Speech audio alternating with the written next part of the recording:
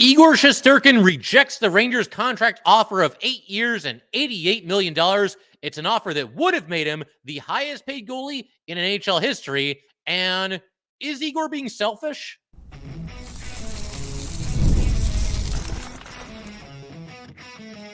You're Locked on the New York Rangers, your daily podcast on the New York Rangers. Part of the Locked On Podcast Network, your team every day. Welcome back, Blue Shirts fans, to episode number 1156 of the Locked On New York Rangers podcast. I'm your host, John Chick. Just want to thank you guys, as always, for making Locked On New York Rangers your first listen every day. We are free and available on all platforms, including YouTube. And today's episode of Locked On New York Rangers is brought to you by Game Time. Download the Game Time app, create an account, and use code LOCKEDONNHL for $20 off your first purchase. And we are, of course, part of the Locked On Podcast Network, your team every day. And that song you were hearing in the intro is, of course, Leave the Lights On from our good friends in Passafire. You can check those guys out anywhere you get your music. And today we start with the breaking news of Igor Shesterkin rejecting what, by any kind of measuring stick, would have to be considered a very generous offer by the New York Rangers. Where you get into that and have my thoughts on Igor rejecting such an offer and talk about whether he's being selfish or not. Also going to have some news and notes from practice and some of the transactions that the Rangers have made the last couple of days. And then finally, going to conclude our best and worst case scenarios on the Ranger captain Jacob Trouba at the end of today's episode. But let's go ahead and start with Igor Shesterkin. And it's a storyline that we've been tracking on and off for pretty much the entire offseason, even going back before the offseason, because we knew, once last year concluded, Igor would only have 1 year left on his contract and we got to get him signed, et cetera, et cetera, et cetera. But, right before I started planning out today's episode, I'm on Twitter, doing the usual scroll and just trying to figure out what's happening in Rangerland. And I come across a video from Kevin Weeks. Now, anybody that follows Kevin Weeks on Twitter, you guys know he loves posting these videos. He's always just in some really random and really funny places. Today, I couldn't even concentrate on what he was saying the first time I watched the video because he's got a giant SpongeBob in the background, SpongeBob SquarePants. Now, where he was, why he was there, did he just happen to be there when this news broke, or did he actively seek out SpongeBob SquarePants to record the video? I don't know. But all that said, former Ranger Kevin Weeks, a phenomenal follow on Ranger Twitter. But the funny thing is, he didn't even say anything about Igor in the video. It was all in the text. But basically, he said what I just told you guys. Igor has rejected an 8-year contract offer from the Rangers that would have paid him $11 million a season. That would have been a record for an NHL goalie. And a question that I teased in the intro of today's episode, is Igor Shesterkin being selfish? Yeah, he is. And the thing is, I've said this over and over again. This is a business, and players, whether it's hockey, baseball, football, whatever it might be, these guys have every right to negotiate their new contract in any possible way that they see fit. So I understand that. Look, if Igor Shesterkin, if his goal is to just squeeze every dime out of the Rangers or some other team that he possibly can, well, that's his decision. It is what it is. But Ranger fans right now, I also think it's okay if you feel a little bit let down, a little bit upset, maybe even a little bit angry at Igor Shesterkin, because this goalie just turned down set for life money. He just turned out a contract that would have paid him a total of $88 million. When you combine that with the contract that he's already signed with the Rangers, all the money that he's made thus far in his career, he's well over $100 million for career earnings by the time that, this hypothetical contract, the 8 years and $88 million would be over. So I can understand Ranger fans being a little bit upset about that. And it's a situation where it just kind of depends wherever Igor Shesterkin's priorities lie. If he wants to be on the Rangers and he wants to, be part of a team that has a chance to win the Stanley Cup pretty much every season, or at least that's what it looks like from now until the foreseeable future, then I think he's got to compromise, and I think he's got to, be reasonable here. And to me, these terms are more than fair. That's something that I tweeted out when I saw that number being thrown around, when I saw that video that was posted by Kevin Weeks. This is a more than generous offer by the New York Rangers. There's a lot of people who would not pay a goalie that much under any circumstances, no matter how good this goalie is, no matter how much he means to your team. And let me just say right now, there's one thing I got to get up my chest really quick here. So Igor Shesterkin, again, he's got every right to negotiate any way he wants. But I do think it's also fair to say being a little bit selfish, being a little bit greedy in this instance. But he can do what he wants to do. That's fine. However, if Igor Shesterkin eventually does sign a contract extension with the Rangers, and let's say he's able to squeeze a little bit more money out of this franchise, let's say maybe this whole season plays out, and at the end of the year, they sit back down again and they say, okay, let's do 8 years at $11.5 million per season instead of 8 years at $11 million per season. And they shake hands, and Igor signs the contract, and he stays here. That's all well and good, but I do not want to hear a single word from Igor Shesterkin or anybody in his camp talking about, oh man, New York Rangers, man, it meant everything for me to stay here. This is the most important thing to me. No, it's not. It very clearly is not, because the Rangers just made you an offer to make you the highest paid highest paid player at your position in the history of the sport. So it can't be that important. If it was really that massively important for Igor Shesterkin to be a New York Ranger, for life or for the vast majority of the remainder of his career, then he would have signed this contract. He would have signed this deal. Now, of course, we've seen some, let's just say, subpar reporting by the Rangers at times during this preseason, namely everything that happened with Jacob Trouba. But Kevin Weeks, to date, this guy doesn't miss. Everything that he posts on Twitter, it seems like there's truth to it. He seems very plugged in and a very responsible reporter as well. So I have no reason to doubt that this was indeed an offer that was made by the Rangers to Igor Shesterkin, and one that ultimately Igor rejected. The other side of this is something else that we've got to talk about, is I can guarantee you right now that there are Ranger fans who are absolutely furious with Chris Drury that he even made this offer to Igor Shesterkin. And I can understand that to a certain extent. You compare him to other goalies around the league. Connor Hellebuck, I don't have it in front of me right now. I want to say he's making around like $9 million per season, or even $8.5 million per season. And you go up to 11 for Igor Shesterkin. I mean, they're both elite goalies, but that's a pretty massive difference in terms of how much they're both making per season. There are people that just don't feel like you, again, could or should pay a goalie that much money under any circumstances, and they might feel that Drury and the Rangers, they're better served to spend that money elsewhere. I personally do not have a problem with this offer. My hope going into this whole thing, because you knew there was going to be hardball being played on both sides. My hope going into the entire ordeal here, which is still ongoing now that Igor has not signed the extension, my hope was that, okay, Igor wants to be the highest paid goalie in the NHL. I can handle that. I can handle the Rangers going to 8 years for Igor Shesterkin, because that's what you have to do to reel in a superstar player. You might have to go a year or two longer than you might otherwise prefer, just because that's the name of the game. That's how you get these guys to sign the contract. Igor Shesterkin's going to have no shortage of suitors if he plays out the final year of his deal and becomes a free agent in the offseason. So I was cool with that. And you want to be the highest paid goalie in the NHL? Fine. Carey Price at $10.5 million. Igor Shesterkin gets $10.5 million and 1 cent. Boom. Highest paid goalie in NHL history. To me, that should be enough. The Rangers took it a step beyond that. The Rangers went to $11 million per season, and that was not enough for Igor Shesterkin. And something else that I got to talk about as it pertains to this entire storyline here is something that we mentioned not too long ago, because, again, we've been talking about Igor on and off, and we'll continue to do so through the months ahead for as long as Igor Shesterkin does not sign a contract extension. But I'll repeat this here now, because it certainly is relevant to what we're talking about. Igor Shesterkin right now, if he does want to remain a Ranger, if he prefers to remain a Ranger, then he is playing a very dangerous game.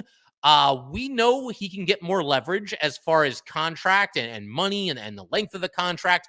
I mean, not really length, because the Rangers just gave him the maximum amount of years allowed at 8. So he won't get a longer contract. Maybe he can get a more lucrative contract. But yeah, Igor can get more leverage if this season plays out and he has a good season and he's then able to talk to other teams around the league. That is true. However, as we mentioned the last time we talked about Igor on here, the same can be said of the Rangers. The Rangers, if we get to free agency next offseason and Igor still isn't under contract, well, there's some other pretty good, NHL goalies. I don't think any of them are as good as Igor Shesterkin, but there's some, quality UFAs available next offseason. And to kind of just run through the gauntlet here, these are the guys that, I've looked at as at least, viable options, and different listeners of this are going to have different opinions on all these goalies, and I completely understand that. But these are the guys that I've ID'd as at least being like, okay, maybe that could work. I've got Adin Hill, former Cup champion, Linus Ullmark, first season with the Senators, but he's a UFA afterward. Alex Georgiev, our old friend, coming off a down season, but, has had success in the NHL, had a good first season with the Avalanche. Freddie Anderson getting up there a little bit in age, but still a very strong goalie and has been for, the last handful of seasons. And Joey Daccord is kind of my under the radar, not household name option for the Seattle Kraken. He played very well for them last season. I think all these guys, once again, are at least viable options. They're not as good as Igor Shesterkin, but they would also cost significantly less money. I mean, you look at somebody like, I don't know, like I'm trying to figure out, like, if Igor was to move on, who would be my favorite out of this bunch? I'd probably say Adin Hill. I'd have to look at it a little bit closer and really dive into it, break down all the numbers, and try to watch these guys as much as possible. But Adin Hill is a Cup champion, and he's somebody that seems to be getting better and better with every passing season. For a while, he was just a guy, and now, climbing into that top 10 NHL goalies category. So to sign him, I don't know, 7 years at like $7 million, $7.5 million. That's quite a bit less than apparently Igor Shesterkin wants. So it is something that I think is at least in play and at least possible. Now, saying all this, it's also possible, and we don't know this because Igor and his camp, they're not going to tip their hand. It's possible that Igor Shesterkin could not possibly care less which team he plays for. He's just going to do what a lot of these guys do, pro athletes, whether it's hockey or any other sport, and he's going to sign with the highest bidder, the team that makes him the best offer. And if that's the case, then everything I just said is pretty much moot as far as him wanting to stay with the New York Rangers. And I'll take it a step further here. Is it also possible, and a couple of you guys mentioned this on Twitter, that Igor Shesterkin actually prefers to play somewhere else other than the Rangers? I don't think anything can really be ruled out here. See, we've all been assuming, and I include myself in this, that Igor Shesterkin, everything else being equal, he would want to remain with the New York Rangers going forward. He was drafted by the team. This is the only NHL team that he's ever played for. I know he's got at least one kid and he's married. So if they were to go to a different team, he would obviously have to uproot his entire family. Is he willing to do that? Is it fine? Is he kind of neutral about that? Is his family on board with that? Are they ready to go somewhere else if that's what has to happen? I don't know. Those are questions that only Igor Shesterkin knows, but I do think it's good that we at least put that on the table that, maybe Igor Shesterkin doesn't like New York City and doesn't like something about the Rangers more than we realize. And again, I don't know what that would be. I know New York. I love New York City, but New York City is not for everyone, whether just in life or in sports or in both. And maybe Igor Shesterkin is somebody that, stayed quiet about this, but maybe there's that little part of him that just wants to go somewhere else. I don't know. But again, it's at least worth putting on the table as an option here. There's another aspect here that we have to cover. There are rumors that Igor Shesterkin wants to be the highest paid player on the New York Rangers. And this is another thing that just makes me scratch my head. I don't know why he's so hung up on this. This really, to me, just comes down to ego. So he needs to be not only the highest paid goalie in NHL history, but he also has to be the highest paid player on the Rangers. Again, I think it's fair to call this, a little bit greedy and a little bit selfish, which, once again, I said this in the intro, when we just first started talking about this, he has every right to do that. If that's really what he wants, if he is out there to squeeze every dime that he possibly can into his next contract, that's completely fine. He has every right to do that. But man, the highest paid NHL goalie of all time, that's not good enough. The highest paid goalie by $500,000 per season, that's not enough to get Igor Shesterkin to sign the dotted line. And as far as him being the highest paid New York Ranger, the contract that was offered to Igor today, or at least this is the day that, obviously the news broke that 8 years at $11 million a pop, that contract would make Igor Shesterkin the second highest paid player per season on the New York Rangers. He would still be behind Artemi Panarin, who makes $11.64 million per season, and he would be in front of Adam Fox. Adam Fox is number 3 at $9.5 million per season. So, if you're the Rangers, do you just shrug and say, well, you know what, let's just give him a little bit more. Let's give him $11.65 million per season. Would that be enough? I just don't understand the hang up on being paid more than Panarin. And you got to remember, Panarin, next year, he's got 2 years left on his deal. So the first year of Igor's new deal will be the final season of Panarin's deal. So he really, for just one season, has to be paid more than Artemi Panarin. It's just kind of strange. And, if I'm Panarin, he probably doesn't worry about this kind of stuff. We probably read more into this than, even the players do. But it's just kind of you have to be paid more than me, right? There's something a little bit strange about that. It almost feels a little bit personal. It's probably not. I don't want to get going too far and say something that I don't mean here. But again, Igor, why does he need to be paid more than Artemi Panarin? Why is that such a sticking point for him? And why stop there? Why not demand to just be the highest paid player in the NHL? Maybe he realizes that that is, unrealistic. But yeah, don't really understand that part of the demands from Igor and his camp. Something else to consider here as far as what the Rangers offer is and what other teams would be able to offer. So since the Rangers have Igor Shesterkin on their team right now, that means they are allowed to offer 8-year deals. Any other team looking to sign Igor Shesterkin, because he's not currently on their team, can only go up to 7 years. So you look at the Ranger offer. Once again, it's for a total of 8 seasons at $11 million a pop, $88 million. Any other team trying to bring in Igor Shesterkin cannot go higher than 7 years. So doing a little bit of math here, with the help of a calculator, of course, for a team to match this offer by the Rangers, they would have to offer him in the offseason 7 years, because they can't go any higher than that. So 7 years at $12.57 million a season. Do you think that's enough? Like, that to me is not a number that any team is going to go up to. Now, I could be wrong. Maybe there's a team that's desperate. Maybe there's a team out there that feels like they're an elite goalie away from winning the Stanley Cup, so it's at least possible. But I have a hard time believing that any team is going to go up that high in terms of average annual value, per season. And one more thing that I'll say about this whole thing here, because I see this on social media as well. There's some people throwing out the idea of trading Igor Shesterkin for this upcoming season. They cannot do that. If the Rangers were rebuilding, if they were a team that was down on their luck and, okay, it's not going to happen and blah, blah, blah, and we got to trade everybody, which, by the way, that's not the case. When you look at the Ranger roster, they are projected to be the 9th youngest team going into the NHL this season. And among the 16 playoff teams from last year, only the Bruins have a younger roster than the Rangers. So clearly, that is not the case. This is not the time to rebuild or retool or do any of that stuff. If they were rebuilding, I'd at least hear you guys out for the idea of trading Igor Shesterkin this offseason. But that's not the case. The case is they're coming off a season where they won the President's Trophy. They got within 2 games of the Stanley Cup final, and they are still very much in a Stanley Cup championship window.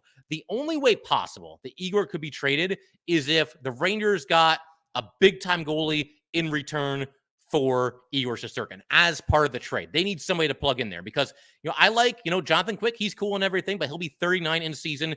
Dylan Garand, he's never played in an NHL game. And Louis Domingue, over the past 4 seasons combined, has played in a grand total of 4 regular season NHL games. So if the Rangers trade Igor Shesterkin, then there has to be a big-time goalie coming back to the Rangers in exchange for Igor. That's the only conceivable, possible way that it could even be considered. And even that seems very, very unlikely to me. I get the feeling that they play it out and maybe negotiations reopen at some point during the season, if not maybe after the season. But I feel like that offer by the Rangers was more than generous. And like a lot of Ranger fans, I think I'm a little disappointed now, that nothing was agreed upon, that they just couldn't get anything done here. So going to keep everything rolling in just a second. I want to shift our attention to some news from Ranger practice and a couple of paper transactions that happened and some good news on Artemi Panarin. We will get to all that good stuff in just a second. All right, we just want to take a minute to let everybody know that today's episode of Locked On New York Rangers is brought to you by Game Time. Game Time has a new feature called Game Time Picks that makes getting tickets for your favorite live events even faster and even easier. Game Time Picks filters out the fluff to show you only incredible deals on great seats so you don't have to waste time searching through thousands of tickets. You've got Game Time Picks. Curation makes it easier to save more on sports, concerts, comedy, theater, etc., all in pricing. Toggling this feature shows the total up front with no surprise fees at checkout. Seat views. Get a panoramic view from your seat in the app before you buy. The lowest price guarantee or Game Time will credit you 110% of the difference.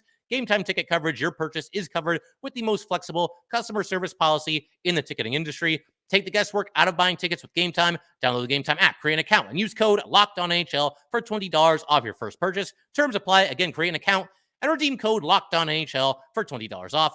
Download Game Time today. What time is it? It is game time. All right, let's go ahead and keep everything rolling here on Locked On New York Rangers. Huge shout out to the everydayers. As always, in our next episode, going to be reading all your awesome stories from the Rangers playoff run from this past postseason, and also going to be looking ahead to Rangers Penguins, which will be happening at 7:30 p.m. on Wednesday night. But first, let's go ahead today and talk a little bit about some transactions that happened, including a couple of paper transactions. We got some injury updates on Panarin, Vesey, and Lindgren. Let's just dive into it. Going to do one thing after the next here. So we'll start with Matthew Robertson. He obviously played in the final Rangers preseason game. He only played in one preseason game up to that point, was dealing with an injury. That always felt like an opportunity just to get another look at Robertson, but he was actually placed on waivers. He had to clear waivers, and he did, and he goes to the Hartford Wolfpack. And if we're being honest here, I just never really saw Matthew Robertson as a realistic option to start the season with the Rangers. I'm happy that he stays with the organization. You never know when maybe you might need to call him back up, but that's kind of where things stand now. Robertson going to open the season with the Pack. You've also got another defenseman, Connor Mackey, being waived. Once Lindgren went down and the preseason continued to kind of play out, it became pretty apparent that the sixth defenseman job was very, very likely going to go to either Connor Mackey or, the rookie, the guy that everybody's excited about, Victor Mancini. A couple other dark horse candidates, you could maybe throw Ruedel in there, but for the most part, it was probably going to be one of those guys or the other. My vote was and still is for Mancini, and I feel like Mackey being waived basically clinches it. Now, the good news, if you like Connor Mackey and everything else being equal, it's nice to see him stick in the organization. He did clear waivers, and he will also report to the Hartford Wolfpack. But as a result of Robertson and certainly Mackey being waived, that means we're down to basically Mancini versus Ruedel as far as who is the number 6 defenseman to start the season. And I just cannot imagine that after everything we saw this preseason, like, I don't think Ruedel was like god awful or anything, but he didn't play great. He had an injury, and Mancini was fantastic. It's got to be Mancini on opening night, and everything that's going on at Ranger practice right now would certainly indicate that that is the case. They've got Mancini on the third pairing with Zach Jones. More on that in just a little bit as well. You've also got Brandon Othman being sent down, but Brett Berard still with the New York Rangers as of this recording. Neither of those guys obviously has to pass through waivers, but it was interesting at practice on Monday. Mika Zibanejad was out for maintenance, and they put Berard as the top line center. He was between Chris Kreider on his left, Riley Smith on his right. Now, he's obviously a placeholder for Mika, and all indications are that was the case. It was just a maintenance day for Mika Zibanejad. So he'll slot right back in there and very likely be good to go on opening night. But just the fact that they put Berard there, that's a little feather in his cap, I think. The fact that they would just have him on the top line a couple of days before the regular season starts. That's what Peter Laviolette had to say about Berard. He made an impression with everybody. It's the way he works and the way he competes. You see him out here mixed in with a full NHL team, and he looks really good. That also leads me in to the defense pairings. We've got a top pairing, at least in practice, and certainly this looks like it's the way they're going to go on opening night, but a top pairing of Miller and Fox, and you've got Schneider with Trouba. Somebody was going to have to change sides. There we go. Because the Rangers, for the top 6 guys here, they have 4 right defensemen and 2 left defensemen. And it looks like it's going to be Braden Schneider if these pairings are any indication. And the way Schneider is able to adapt with, all these different defense partners and everything, I get the feeling he'll do just fine on the left side. So Schneider and Trouba, and then your third pairing, Jones and Mancini. Something else that was interesting, you had Johnny Brodzinski skating next to Chad Ruedel as a placeholder on defense on Monday's practice. As Vince Mercogliano, friend of the show, pointed out on Twitter, that's usually an indication of who's going to be a healthy scratch. So that being the case, Brodzinski's probably the scratch on opening night, and you've got a 4th line left to right of Edstrom, Carrick, and Rempe. I would prefer Brodzinski over Carrick, but I'm also willing to give Carrick a chance. Injury updates. Artemi Panarin was back at practice on Monday, and he looked to be a full participant. That's obviously awesome, and we hope that he's out there on opening night right alongside Vincent Trocheck and Alexis Lafreniere, just like he was last season. Ryan Lindgren is not practicing, but he is currently skating on his own, or at least that's what he did on Monday. Lindgren is being placed on regular IR, meaning that he still counts against the salary cap, but is only required to miss 7 days. And that could be a good sign that maybe Ryan Lindgren is going to be ready to play a little bit earlier than we all indicated, but obviously not going to be out there on opening night. Jimmy Vesey, also injured. He goes to a long-term injured reserve. This means that Vesey has to miss a minimum of 10 games and a minimum of 24 days. And him being on LTIR will open up the cap space that is necessary for the Rangers to carry 13 forwards and 7 defensemen. So that's probably what you're looking at to start the season. The lineup will be pretty much what you expect. You'll have Brodzinski as the healthy scratch forward, Ruedel as the healthy scratch defenseman, and we'll just take it from there. A couple of paper transactions on Monday, and keep in mind, they are paper transactions. 5 players were assigned to Hartford. They were Edstrom, Rempe, Cooley, Mancini, and Berard. I think probably all of them except for Berard are going to be called back up, possibly later today, or if not today, then certainly tomorrow, Wednesday. For now, though, all those players have been replaced by Jake Leschyshyn, Anton Bleed, Adam Sikora, Matthew Robertson, and Ben Harper. The reason they do this is because they want more cap space accrual. All those veterans in the second group there, I mean, Sikora's not a veteran, but the rest are.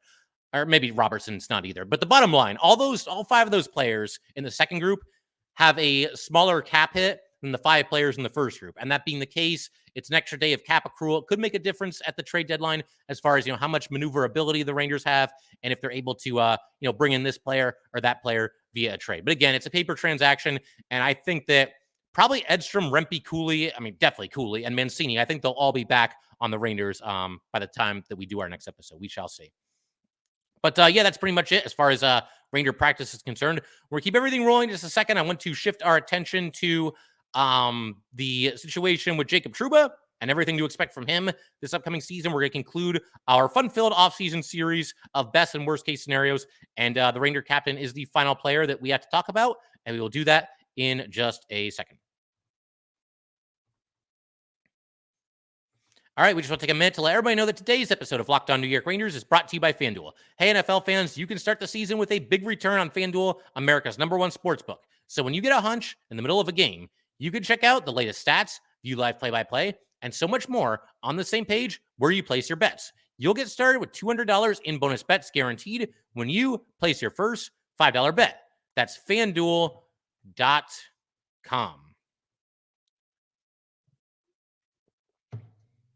All right, let's go ahead and keep everything rolling here on Locked On New York Rangers. Talk about Jacob Trouba, the Ranger captain, best and worst case scenarios for him for this upcoming season.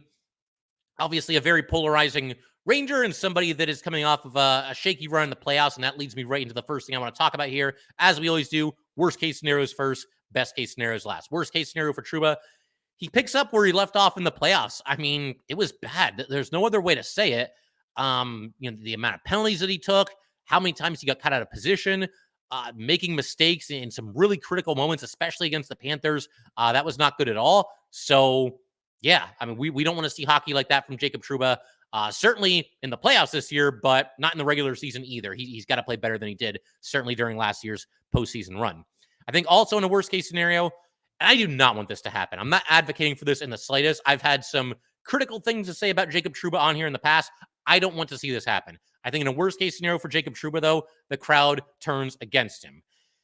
You know, when I say they, Ranger fans, this offseason, you're following along. You're on top of this Ranger team the way that I am. I know that a lot of you are passionate fans. You don't want to miss anything, the smallest bit of news, the smallest little transaction.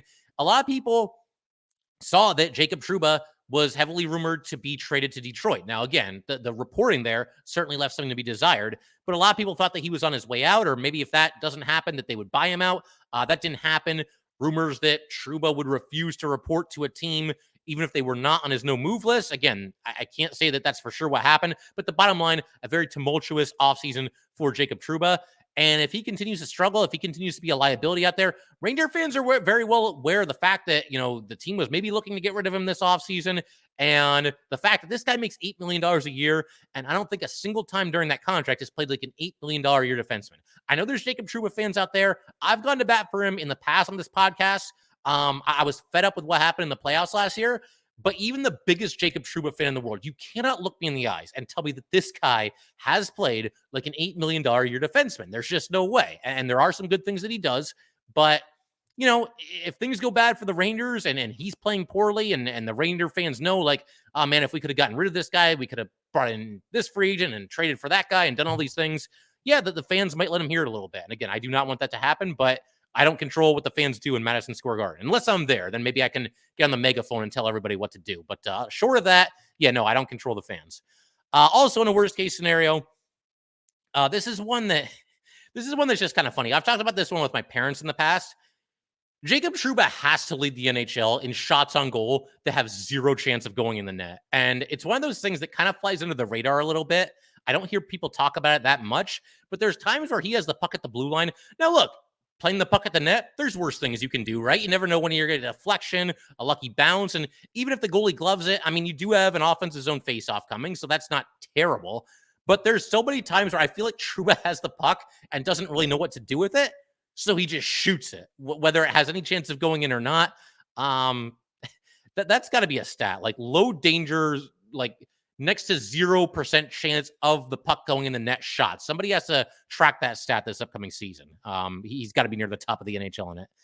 And also in a worst case scenario for Trouba, I have no doubt that he loves New York. He loves being here. He seems very reluctant to move his family, and I can certainly appreciate that. But in a worst case scenario for him, and this is more after the season than during it, but this will be his last season as a member of the Rangers, and that does feel likely to me. I think maybe the only way he can save himself, and even this might not be enough because there are some tough decisions to be made after the year, but I think the only way that Trouba can definitely save himself is if the Rangers win a Stanley Cup. If they do that, then it's like, okay, well, he's our captain. He just led us to the promised land. It's our second Stanley Cup in, what will it be, 85 years at that point. he's got 1 year left on his deal. Let's just let him play it out. Let's see if they can win another one, right? The season after that. That's at least possible. But I just, anything short of that, I just don't think it's going to happen. They will either, buy him out or trade him. I mean, we saw how it went this offseason with the trade, but the buyout, there's nothing Trouba can do about that to block the Rangers from doing it. And the Rangers need that money, as we've talked about, for guys like Igor Shesterkin, K'Andre Miller, Alexis Lafreniere, maybe even a couple other guys as well. So in a worst case for Trouba, this is it for him as a member of the Rangers. Best case scenario for Jacob Trouba. He has an absolute fire lit under his tail for this upcoming season. We had Ryan Sharkey on the podcast a couple episodes back. Ryan finishes the runner-up in the Locked On New York Rangers Fantasy League. And I thought he made a great point about this, that look, Jacob Trouba, he's a proud man. He's a hard-nosed player, a blue-collar player. He's going to go out there and bring it every single night. He's happy to hit. He's happy to block shots and do all the little things that it takes to win. He had a rough showing in the playoffs last year, though. I don't think there's any denying it. And in a best-case scenario, Trouba is very motivated. He's very hungry. He wants to lead this Ranger team back to where they were and beyond this upcoming season. And we just see what happens. He was definitely a liability for this team in the playoffs. And that Jacob Trouba, being the proud veteran that he is, he doesn't want it to go down this way. And he said himself, this might be it for us. It's it for Jacob Trouba. I don't think it's it for the Rangers this upcoming season. But he doesn't want to go out with a rough season, with bad play in the playoffs, an early exit in the playoffs, whatever it might be. Best case scenario, he comes back motivated. I think in a best case, he also continues to be the leader that this team needs. He, as the captain, I think Jacob Trouba has done a really nice job. I mean, to begin with, just look at what the team has done over the last handful of seasons. They've been a winning team, a team that has been over 100 points, I think now for 3 straight years, a team that in 2 of the last 3 years has made it to the conference final. Last year, of course, the President's Trophy winner.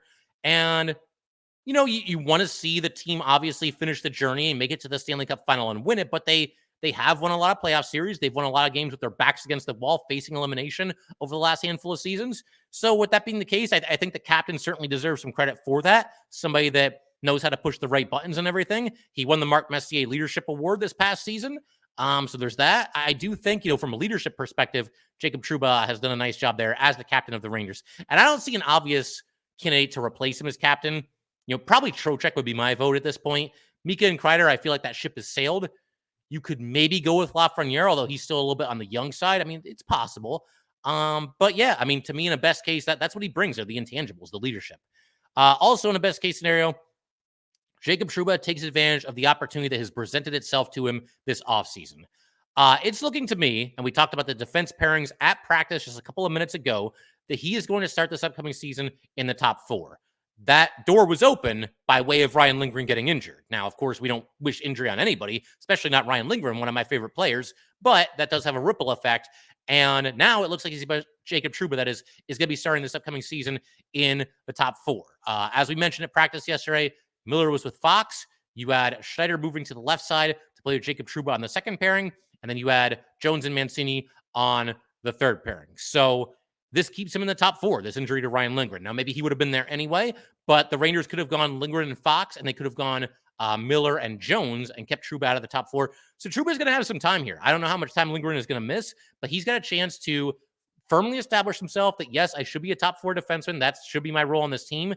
And he's going to have at least a handful of games to do so. We hope that Jacob Trouba hits the ground running and obviously leads this Ranger team this upcoming season. But figure we can call it there for today. Once again, if you guys would like to get in touch with this podcast, please send an email to lockedonnyrangers@gmail.com. Once again, that is lockedonnyrangers@gmail.com. Definitely give us a follow on Twitter as well at @LO_NY_Rangers. Once again, that's at @LO_NY_Rangers. And definitely subscribe to the Locked On New York Rangers YouTube channel. Thanks again, guys. I will see you next time.